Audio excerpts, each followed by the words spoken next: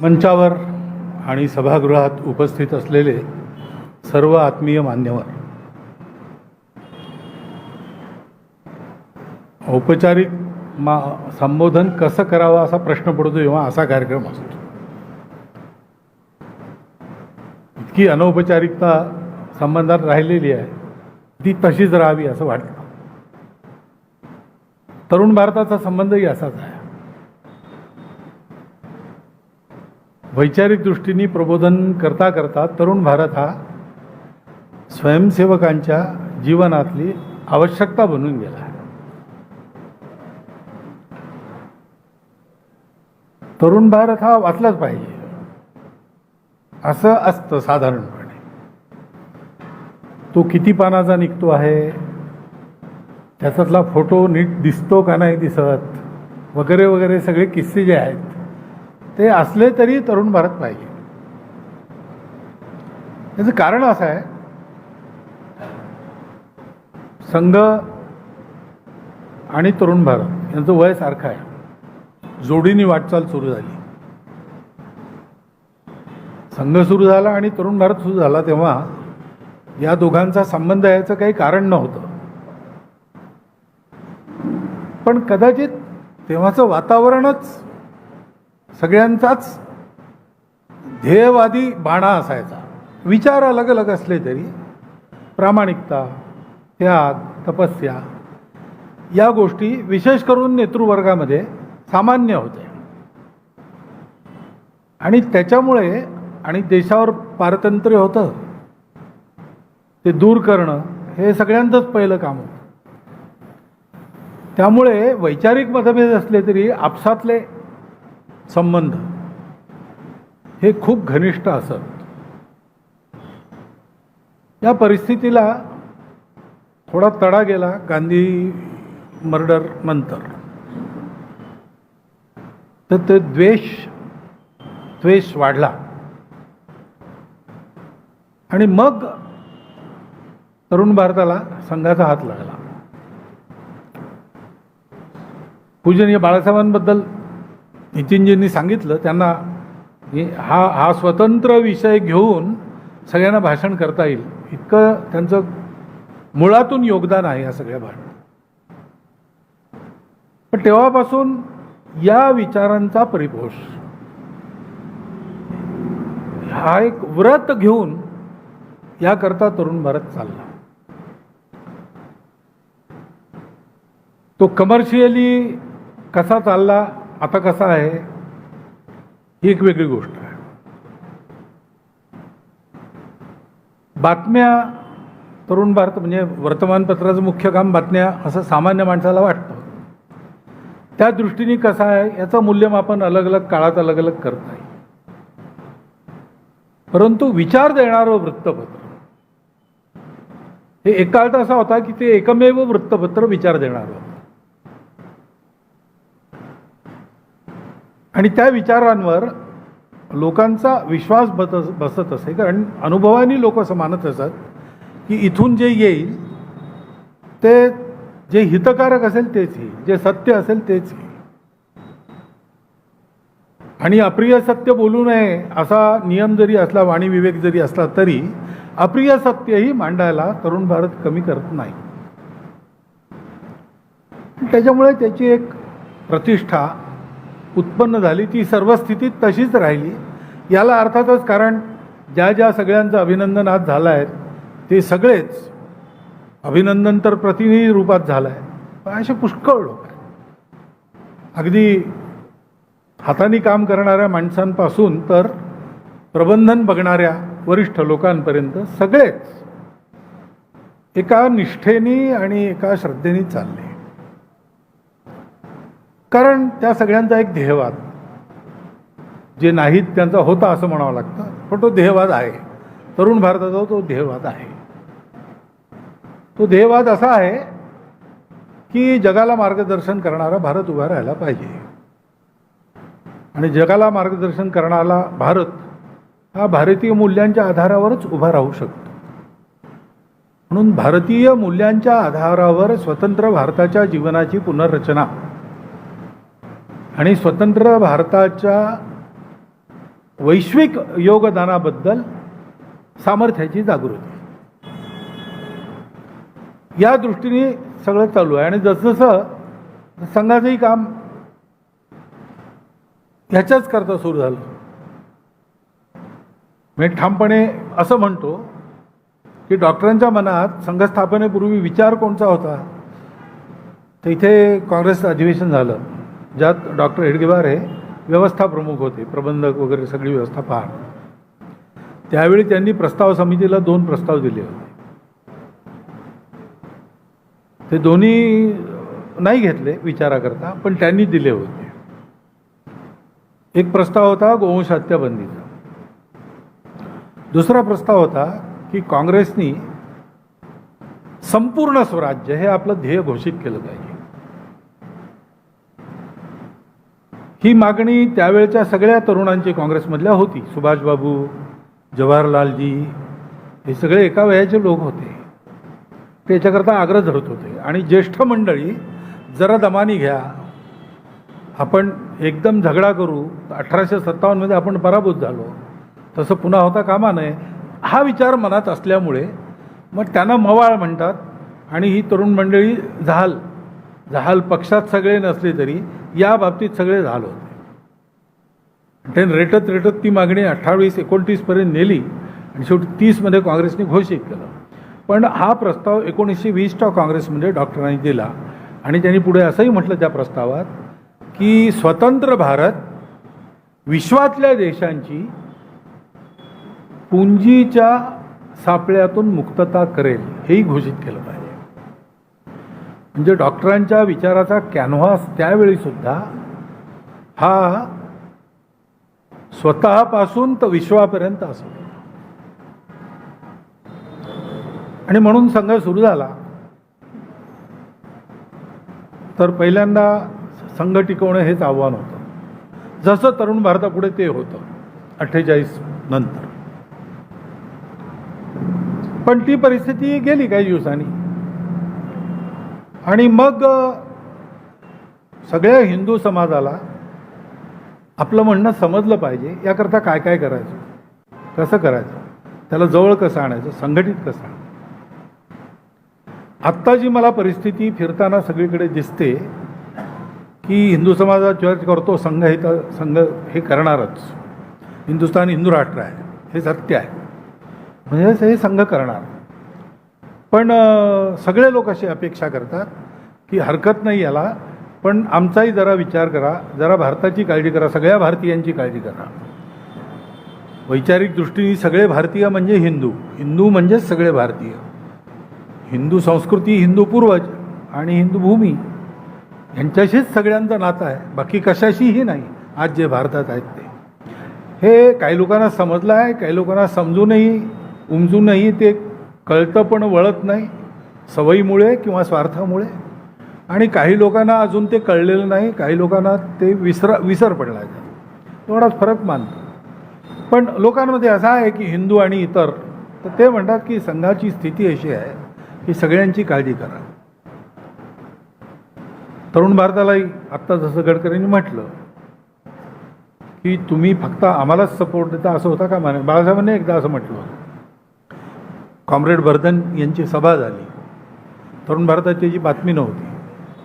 तर त्यांनी विचारलं की AB बर्धन भाषणात काय म्हणाले हे समजण्याकरता मला दुसरा पेपर घ्यावा लागेल का. तर रिपोर्टिंग सगळ्यांचं केलं पाहिजे, फेअर केलं पाहिजे, तथ्यपरक केलं पाहिजे. वैचारिक दृष्टीने आपला एक बाणा आहे, तो कधीही सोडता कामा नये. वैचारिक मुळं पक्की ठेवून वातावरणात किती केव्हा लवचिक व्हायचं हे स्वातंत्र्य आहे.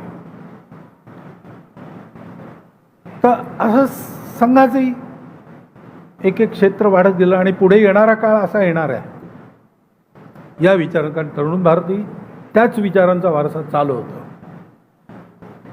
त्या विचारांना आता विश्वामध्ये नुसती मागणी नाही आहे, या विचारांशिवाय तरणोपाय नाही असं सगळ्यांना कळून चुकलं आहे. काही लोक बोलतात, काही लोक बोलत नाही. जगातल्या कुठल्याही भागात जा तर तुम्हाला कुठेतरी ही भावना मिळते, तिचं अस्तित्व कळतं. त्याच्यामुळे हे वैश्विक दायित्व देशावर येणार आहे, स्वाभाविक समाजावर येणार आहे, स्वाभाविक त्या समाजाला तयार करू पाहणाऱ्या संघटनेवर येणार आहे आणि त्या समाजाचा वैचारिक परिपोष करणाऱ्या माध्यमांवरही येणार आहे. त्यामुळे तरुण भारताची आत्तापर्यंतची निष्ठेनी, श्रद्धेनी आणि नेटानी केलेली वाटचाल हा एक गौरवाचा विषय आहेच सगळ्या तरुण भारताशी संबंधित लोकांचा. आणि असा तरुण भारत नेटानी पुढे नेणारे तेव्हापासून आत्तापर्यंत जे जे लोक आहेत ते सगळे अभिनंदनाला पात्र आहेत. पण पुढेही अजून वाटचाल संपलेली नाही, वाटचाल पुष्कळ आहे अजून. त्या दृष्टीने साधन संपन्नता हा एक विषय असतो. संतांचे संसार नीट चालतच नाही तशी एक समजूत आहे. तसंच हेही आहे की ध्येयनिष्ठ लोकांना व्यवहारनिष्ठ जग कळत नाही असं नाही आहे. परमार्थ आणि प्रपंच हे दोन्ही एका वेळी चालवायचे असतात आणि प्रपंचही नेटका करायचा असतो. परमार्थ विवेकाच्या आधाराने त्या प्रपंचातली काजळी काढून तो शुद्ध करायचा असतो. प्रपंच मुळातच नाथका, तो परमार्थे करावा फिका असंही आहे. प्रपंचाच्या आधारावर जो परमार्थ चालतो तो यशस्वीच होतो, त्याला काहीही कमी नसतं. कारण परमार्थशील व्यक्तींच्या जवळ परमार्थाची संपत्ती येते, ती षडैश्वर्ययुक्त असते. तत्र श्री विजयो भूती ध्रुवा नीती मतिर्मम. योगेश्वर कृष्ण आणि धनुर्धर पार्थ तिथे आहे. तिथे सर्व प्रकारची समृद्धी आहे, लक्ष्मी आहे, ध्रुवा नीती आहे, न ढळणारी नीती आहे. असा प्रपंच असतो. आता त्या प्रपंचाच्या पातळीला तरुण भारत आला आहे हे ऐकून मलाही खूप आनंद झाला. मगाशी गडकरी म्हणाले की आता तरुण भारताची स्थिती असल्यामुळे तरुण भारतातले लोक आणि तुमच्या भेटी कमी झाल्या आहेत असं ते म्हणाले. पण त्या भेटी केवळ एवढ्याकरता होत नसत, अनेक कारणांनी भेटी होतच नसत. पण ही आनंदाची गोष्ट आहे आणि म्हणून पुढची काही लक्ष निश्चित केल्याचं सांगितलं. पुढच्या काळात वैचारिक प्रबोधनाच्या दृष्टीने सुद्धा काही लक्ष आपण घेतली पाहिजे. एखादं विमान निघतं तेव्हा एक एक इंजिन सुरू होतं आणि ते हवेत उडतं. त्याच्यानंतर सुद्धा बऱ्याच वेळाने सगळी यंत्र त्यातली काम करायला लागतात. ती पुन्हा ते भूमीवर उतरून आपल्या जागी जाऊन थांबत नाही, त्याचा दरवाजा उघडत नाही तोपर्यंत चालू असतात. तशी आत्तापर्यंत जी इंजिनं चालू झाली वैचारिक प्रबोधनात ती सगळी चालू ठेवावी लागणारच आहेत, परंतु काही नवीन इंजिनं सुरू करावी लागणार. आता आपल्या देशाची आणि संघ विचारांची ही अवस्था असल्यामुळे आपल्याला एक उदाहरण जगापुढे प्रस्तुत करतील अशी माणसं देशातली पाहिजे. त्याच्याकरता विचार द्यावे लागतात आणि त्याच्यामुळे पुष्कळ गोष्टी आहेत त्यात. पण आम्ही असं म्हणतो की 5 गोष्टींनी सुरुवात करू. एकतर समाजामध्ये भेद नको, विषमता नको. समाजामध्ये सद्भाव पाहिजे, सहयोग पाहिजे. भाषा, पंथ संप्रदाय, जातपात या सगळ्या गोष्टींना सुट्टी मिळाली पाहिजे.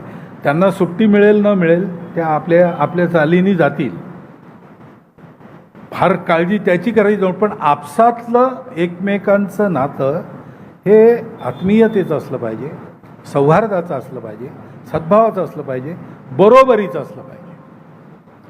या दृष्टीने हे बुद्धीने सगळ्यांना मान्य आहे,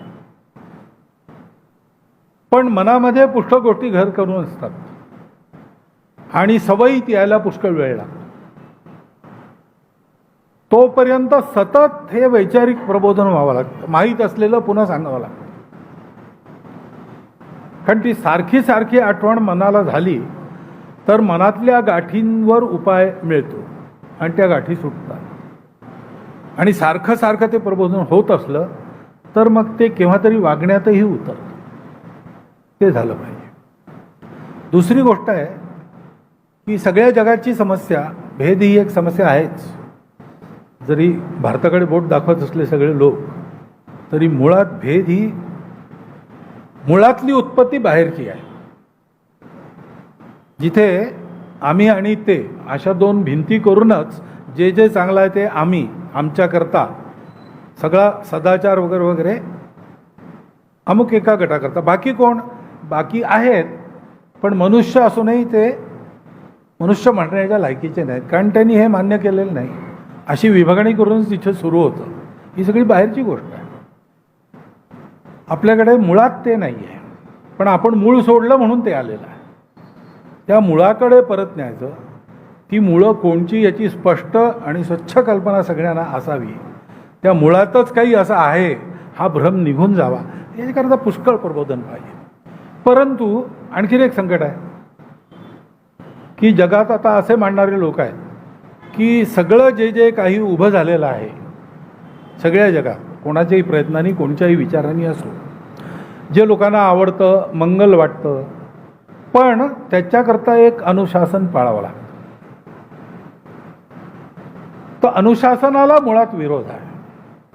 अनिर्बंध व्यक्ती स्वातंत्र्य म्हणजे स्वैरता. त्यांचं म्हणणं असं आहे की माणसाचा विकास म्हणूनच होत नाही, माणूस गुलामीत म्हणूनच असतो की ही बंधनं त्यांनी उत्पन्न केली, ही सगळी बंधनं तोडली पाहिजे आणि त्याच्याकरता ह्या बंधनाचा उगम जिथून आहे ते सगळं ध्वस्त केलं पाहिजे. म्हणजे इंग्रजीमध्ये एक प्रकारचा सॅडिस्टिक असा विचार असा या लोकांचा आहे. त्याला नाव मोठी गोंडच देतं, वोकिझम, आणखीन काय काय, पोस्ट मॉडर्न कल्चरलिझम वगैरे वगैरे असं काय काय म्हणत असतात.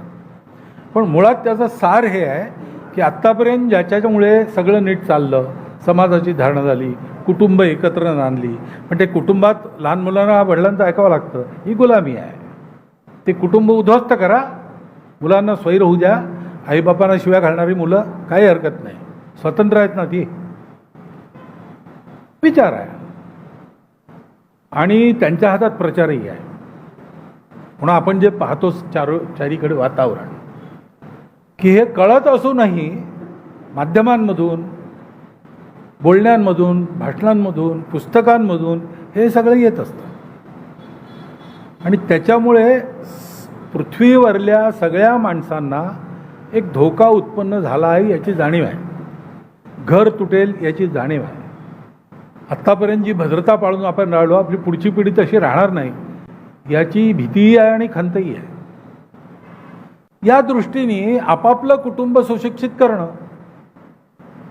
त्याच्याकरता या संस्कारांचं प्रबोधन पाहिजे.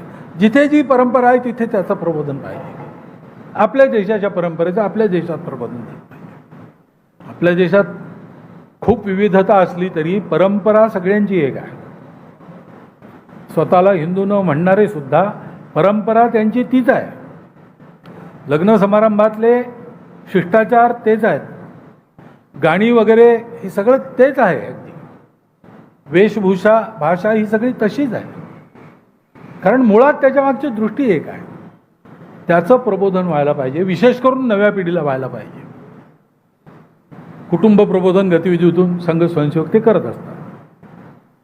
तिसरी गोष्ट, पर्यावरण हा सगळ्यांनाच आज चिंतित करणारा आणि प्रेरक ठरणारा सुद्धा विषय आहे. या पर्यावरणाच्या नावाने तुम्ही काहीही कराल तरी नुसतं कळलं की होत आहे, तुम्हाला एक पाठिंबा उभा राहतो, पण पाठिंब्याकरता नाही. खरोखर पर्यावरणाच्या समस्या आहेत, पण पर्यावरणाची चिंता असणारा सुद्धा पाणी किती रोज खर्च करतो हा प्रश्न आहे. त्याच्या घरी प्लॅस्टिक किती प्रकारचं आणि कुठे कुठे किती आहे हा एक प्रश्न आहे. तो कदाचित विस्थापनाची चिंता करेल. अमुक एक धरण बनत आहे, ते विस्थापितांचं काय होतं हा प्रश्न आहे, चिंता केली पाहिजे त्याची. परंतु माझ्या घरी काय काय होत आहे,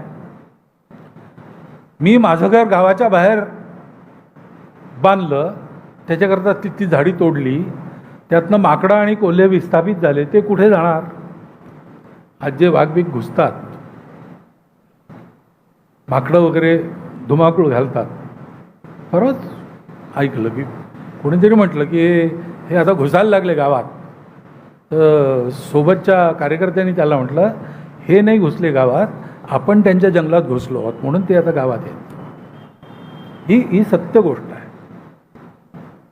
हे कसं काय करायचं? जनसंख्या वाढणार, विकास पाहिजे आणि पर्यावरणही राहिलं पाहिजे. याच्यासाठी काय करायचं? ती दृष्टी मिळते, आपल्याकडून मिळते, त्याचंही प्रबोधन व्हायला पाहिजे. विकास थांबवून पर्यावरण रक्षण शक्य नाही. विकासाकरता पर्यावरण हानी म्हणजे विकास करता करता विनाश होणार. मधला मार्ग कोणचा? याचं सतत प्रबोधन हे पाहिजे. तसंच भारताला उभं राहायचं आहे जगाकरता, तर भारत हा आत्मनिर्भर झाला पाहिजे. म्हणून मग स्वदेशी या विषयाचं नीट प्रबोधन झालं पाहिजे. स्वदेशी हा केवळ बाजारातून वस्तू घ्यायचा प्रश्न नाही आहे. ते विनोबाजी म्हणतात, स्वदेशी म्हणजे स्वावलंबन आणि अहिंसा. जे मी माझ्या हाताने करू शकतो, मिळवू शकतो, त्याच्याकरता मी बाजारात जाणार नाही. परिश्रमाने कमवीन, परिश्रमाने घडवीन, आनंदाने उपभोगीन, संयमाने उपभोगीन. आणि मी जगावं म्हणून मी कुणाचा रोजगार मारणार नाही. आपल्याकडे संक्रांतीनंतर भोगी असायची. पूर्वीच्या काळी मातीचीच भांडी असत. भोगीच्या दिवशी सगळे लोक संध्याकाळी आपापल्या घरातली सगळी भांडी कुंडी घेऊन बाहेर जायचे, जसे दसऱ्याला बाहेर जात असते मुलं तसं. आणि गावाच्या बाहेर एका ढिगावर ती भांडी फोडायची आणि परत येताना कुंभारवाड्यातून नवीन भांडी घेऊन परत यायची. दरवर्षीचा एक रोजगार पक्का ठरलेला. सर्व दृष्टीने ती मातीची भांडी, ती बायोडिग्रेडेबल आहेत, ती पाण्या वगैरे मधली निर्विघ्न जंतुहारक आहेत, हे निरीतून सिद्ध झालेलं आहे आपल्या इथे. अशा पुष्कळ गोष्टी चालायच्या. तर स्वव्यवस्था काय होत्या? आजच्या कालसुसंगत व्यवस्था कोणत्या असू शकतात? ज्या कालबाह्य झाल्या त्याच्या जागी कोणती व्यवस्था आणायची? याचं चिंतन हे नीतिकार करतील, पण माझ्या घरापुरतं, माझ्या कुटुंबापुरतं, माझ्या गतिविधींपुरतं मला हे चिंतन करता आलं पाहिजे, असं प्रबोधन स्वदेशीचं झालं पाहिजे. आणि पाचवी गोष्ट म्हणजे नागरिक अनुशासन, नागरिक कर्तव्य, नागरिकता बोध. ही फार महत्त्वाची गोष्ट आहे. संपन्नता वाढली, अक्षर शिक्षण वाढलं, परंतु सुसंस्कृतता त्या गतीने वाढत नाही आहे. पायी जाऊन एखाद्या वनवासी खेड्यामध्ये त्यांचा उत्सव पाहावा, तिथे जी शिस्त, नियम पालन वगैरे वगैरे मिळतं, विमानात बसलो असताना विमानातल्या लोकांना तो धीर धरता येत नाही. हा तुमचाही अनुभव असेल. त्याची अत्यंत आवश्यकता. म्हणून नाही तर काय होतं की छोट्या मोठ्या गोष्टी होतात. एवढा मोठा समाज आहे, भांडायला लागतं कुठेतरी, काहीतरी होतं. झाल्याबरोबर ते साथीसारखं पसरतं. का पसरतं? ठीक आहे, म्हणजे पसरवणारे लोक असतील वगैरे हे आहे, पण आम्ही त्या भावनेला बळी कसे पडतो? आता काही इंग्रजांचा देश नाही, आता आपला देश आहे. याची संपत्ती आपली संपत्ती आहे. याचे कायदे कानून आपल्या प्रतिनिधींनी बनवलेले आहेत. त्याचं पालन आपण केलं नाही तर कसं या देशामध्ये राज्य राहील? राज्य न राहता अराजक होईल, राज्य असूनही. घटना आपण पाहतो. स्वतंत्रता मिळाली 15 ऑगस्ट 1947. तेव्हा असा प्रसंग एका ठिकाणी वाचला की अरे काय आनंद आहे तुम्हाला स्वतंत्र, कशामुळे आनंद आहे? म्हणजे आता गाडीत बिना तिकीट जाता येईल. तर गाडी आपली मालमत्ता आहे तर ठीकच आहे, जनताच मालक आहे गाडीची, रेल्वे गाडीची. परंतु रेल्वे गाडीची जी मालक जनता असल्यामुळे ती रेल्वे गाडी ठीक राहावी ही त्या मालकाचीच जबाबदारी आहे ना. ती नोकरावर सोपून नाही चालत. त्याच्याकरता आवश्यक हे अनुशासन, या विषयांचं प्रबोधन हे जोरात व्हायला पाहिजे. आत्तापर्यंत जी इंजिनं चालू केलेली आहेत ती चालू राहतीलच, त्यांचं काम अजून पूर्ण झालेलं नाही आणि पोचेपर्यंत पूर्ण होणारही नाही. परंतु नवीन ही 5 इंजिनं सुरू करायची याची आवश्यकता आहे. काम करणाऱ्या कार्यकर्त्यांनी काम करणं सुरू केलेलं आहे.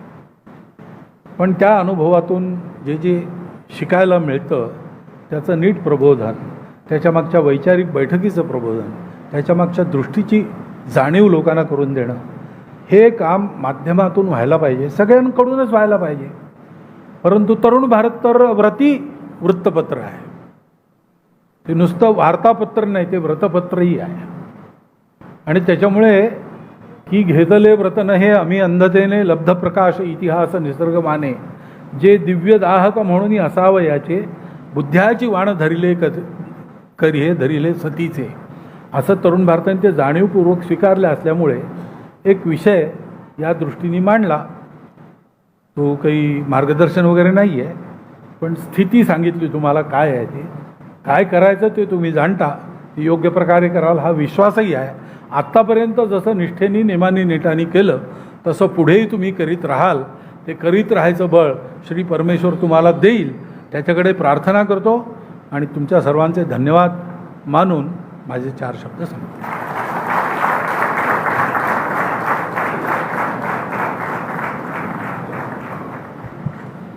मधुकर भवन लोकार्पण सोहळ्याच्या